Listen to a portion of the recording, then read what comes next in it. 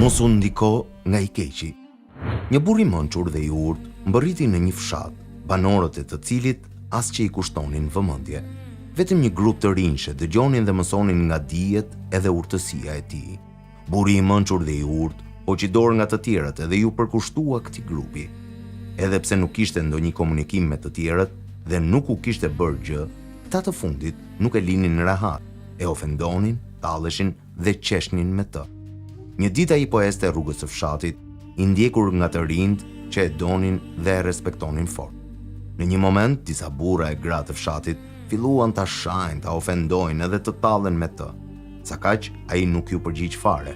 Madje shkoi pranë tyre dhe u foli fjalë të mira që tregonin në respekt dhe maturi.